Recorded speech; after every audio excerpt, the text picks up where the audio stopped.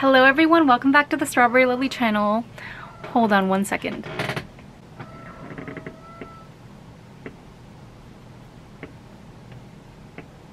Today we are going to be trying out some new Japanese drugstore makeup. I don't know what's going on lately. Maybe it's just that we're getting closer to summer and this is a good time to sell, but the Japanese drugstore makeup brands have been popping off lately. I'm talking like one new release per day. Not to mention this day and age, if you live in Japan, you basically have to keep up with all of the Korean brands as well. Like every single Japanese and Korean product that is trending, you're going to be bombarded with them the moment you step outside of your house into any type of store that sells makeup, and also a few select Chinese beauty brands as well. So it is a whole smorgasbord over here, and I'm just like, I'd love to, but I can't buy them all, okay? Trying not to have my head explode over here. But you know me, I did have to pick up a few things that caught my eye, and I believe, let me see, 1, 2, 3, yes, all 3 products that I'm going to be trying out today are from Japanese brands.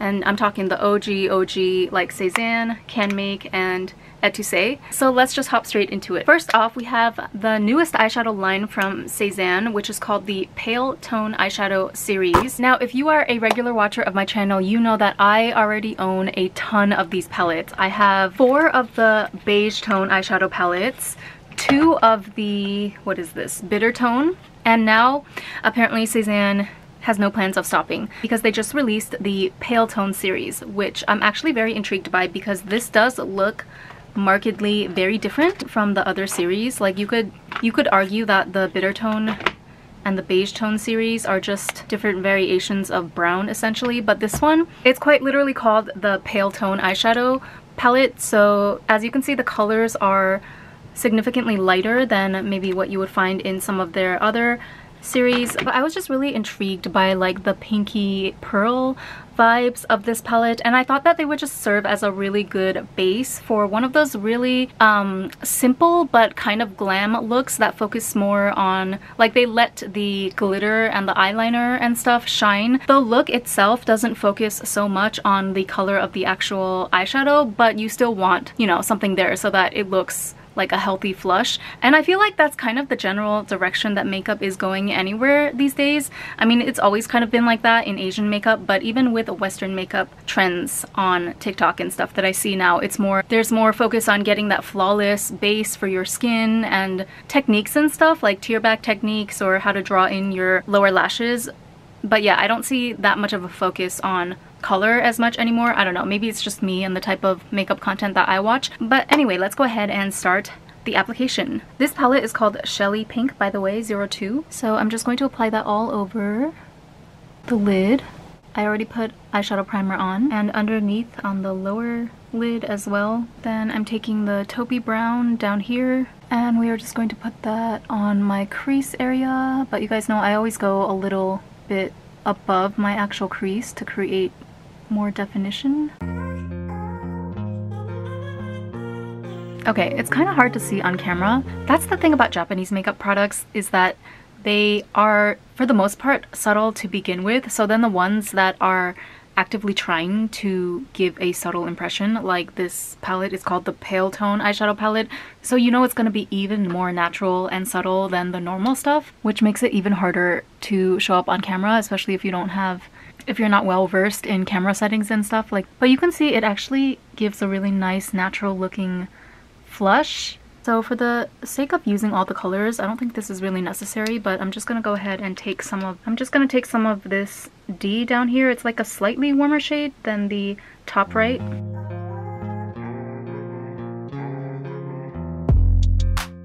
Yeah, I feel like that just added a little more warmth to the center of my lids.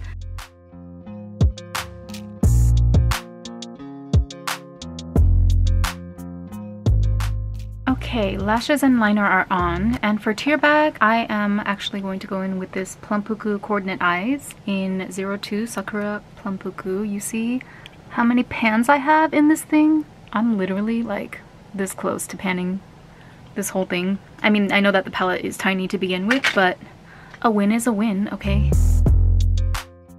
Hold on, let me get a sharper brush. This one is better.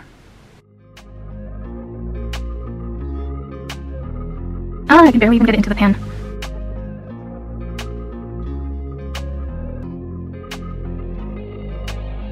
Okay, I'm going to put this topper shade on my upper eyelids. You see how there's a huge chunk here? Yeah, that's because when I was swatching it, I used my thumb for this shade, and I don't think I applied that much pressure, but apparently I don't know the strength of my thumb because the entire top half of the pan went like and I had to push it back into the pan. It's the first time that's ever happened to me with the Cezanne eyeshadow, by the way, but yeah. Ooh, that's pretty. I love how this topper shade has a lilac tone to it. You guys know I kind of go back and forth with lilac. Some days I love it, some days I hate it. No, actually, you know what it is? I don't like the idea of lilac for some reason. Like, I'm always going to stan pink over all else, right?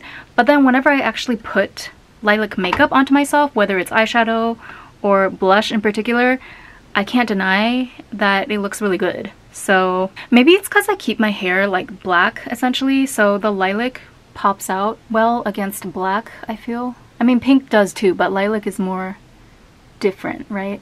But yeah, that is a really impressive topper shade to me. It's very foiled. It helps that I'm using a really tiny flat brush. I feel like that also helps to apply it in this foiled looking effect that I like. Okay, so now for the tear bag area, I'm going to go ahead and use this new liquid glitter released by ettusais. It's called the Eye Edition Glitter Liner. Oh my god, the shade name is Usagi Pink, which means rabbit pink or bunny pink. How cute is that? Now, let me swatch this on the back of my hand first. So I think that is actually really pretty. It's kind of like it's a really nice, like more flesh toned alternative to something like a stark white or silver glitter, which can be a little garish. The glitter is like micro fine and really nice. However, would you guys say that this tiny little thing of product is worth 1,540 yen? Like, I'm not so sure about that. Let me apply it first though.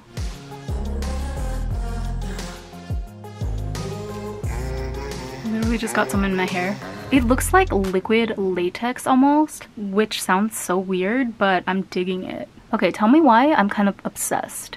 It's still wet, it's gotta dry, but okay, while that dries down, let me put on some blush. I'm gonna use this PO2 Canmake New Powder Cheeks A. Hold on, I need to use this blue highlighter too. What do you think I should do? Should I do like a regular pink blush, or should I do blue blush and blue highlighter? Let me apply a light layer of this pink, maybe in this area, just so that we can have some cohesion with the eye look. I'm taking it like into my eyeshadow pretty much.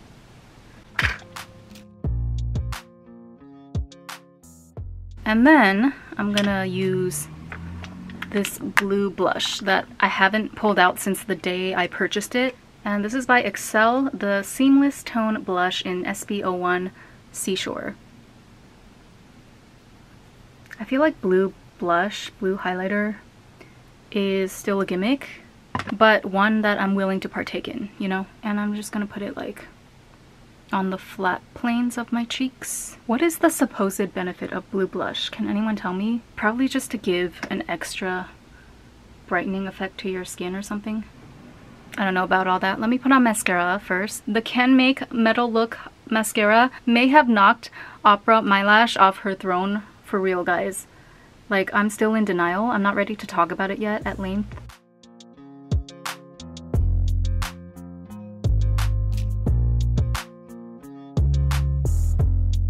Look at what that did for my bottom lashes.